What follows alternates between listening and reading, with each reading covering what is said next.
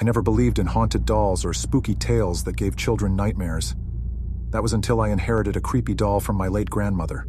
Her name was Amelia, and she was a porcelain doll with wide, haunting eyes and a chillingly lifelike grin. The doll was a family heirloom, passed down through generations, but as soon as I brought it into my home, an unsettling presence seemed to linger in every room. The first time I noticed something odd was on a stormy night. The rain was relentlessly pounding against my windows, creating a sense of isolation. As I lay in bed trying to sleep, I thought I heard faint giggling, but I dismissed it as my imagination running wild. It wasn't until I saw the flickering of my bedroom lamp that I knew something was amiss. Amelia's eyes seemed to follow me, and the flickering intensified when I approached her. I blinked, thinking my eyes were playing tricks, but the doll's head turned ever so slightly. Fear shot through my veins, and I jumped back, convincing myself it was a figment of my imagination. Days turned into weeks, and strange occurrences became commonplace. My belongings would mysteriously move from one place to another. Whispers echoed through the halls, and chilling drafts seemed to come from nowhere. I blamed faulty wiring, drafts from old windows, and my own overactive imagination, refusing to acknowledge the connection to the doll. One night, however, I couldn't ignore it any longer. I woke up to find Amelia standing at the foot of my bed, staring down at me. Her eerie smile seemed even wider than before, and I could swear her eyes were darker, more malevolent. Paralyzed with fear, I watched as she slowly lifted one arm, her tiny fingers pointing at the door. Terrified but compelled to obey, I reluctantly followed her direction. Amelia led me through the dimly lit hallway, her porcelain feet tapping softly on the floorboards. We reached the attic door, which was always kept locked, and to my astonishment, it creaked open on its own accord. The doll seemed to beckon me inside, and against my better judgment, I entered the dark, cobweb-filled space. As I stepped further into the attic, the door slammed shut behind me, and the dim light from the hallway disappeared. Panic set in as I fumbled for a flashlight, but before I could find it, a ghastly voice echoed through the darkness. "You shouldn't have brought me here, child." I spun around, the beam of light revealing a sinister figure standing in the corner.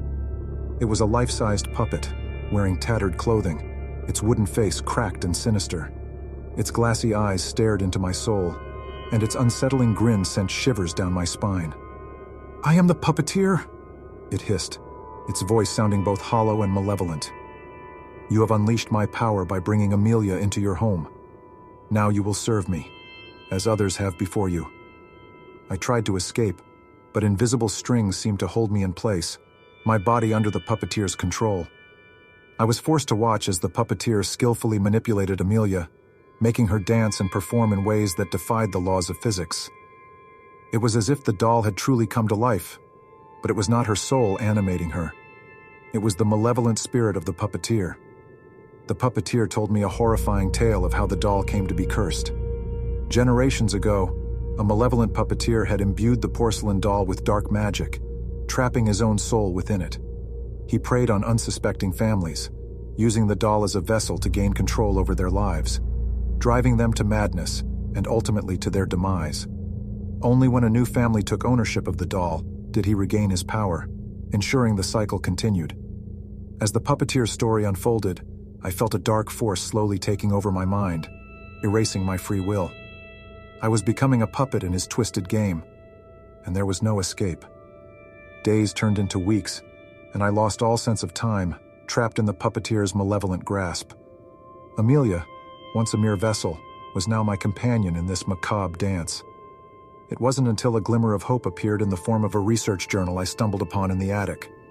Among old manuscripts and dusty tomes, I found the key to breaking the curse, a ritual that could sever the bond between the Puppeteer and Amelia. I had to act quickly before my sanity slipped away entirely.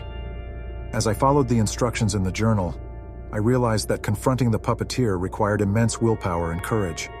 I would need to face my deepest fears, but it was the only chance I had to break free from the Puppeteer's control. The night of the ritual arrived, and I stood in the attic, surrounded by candles and ancient symbols. Amelia and the Puppeteer loomed over me, ready to thwart my attempts to end their reign of terror. With every fiber of my being, I recited the incantation, drawing on the strength of generations before me who had faced this malevolence. As the ritual reached its climax, a violent wind swirled around the attic, and the puppeteer's laughter filled the air. I fought to keep my focus as the puppeteer tried to distract and intimidate me, but I refused to yield. The bond between him and Amelia began to weaken, and I could see desperation in his eyes. With one last surge of energy, I severed the puppeteer's hold on Amelia. The doll's eyes dimmed, and her creepy grin faded into an expressionless stare. The puppeteer howled in anguish before vanishing into the shadows, his curse broken. Amelia fell to the ground, now just an inanimate porcelain doll once more. Exhausted but victorious, I took her and sealed her in a wooden chest. Determined to keep others safe from the puppeteer's curse, I buried the chest deep in the forest, in a place where no one would ever find it. I returned home, forever changed by the harrowing experience. The scars of that night run deep, but I find solace in knowing that the puppeteer's curse is contained. However, I can't help but wonder if there are other cursed dolls out there, waiting for unsuspecting victims to unleash their malevolence upon the world. The memories haunt my dreams, a chilling reminder of the darkness that can lurk in the most innocent of objects. So if you ever come across an antique doll with haunting eyes and a chilling grin, remember my story. Beware, for you might unleash a malevolent puppeteer and become a pawn in their wicked game. And once you do, there's no telling if you'll ever break free from their sinister grasp.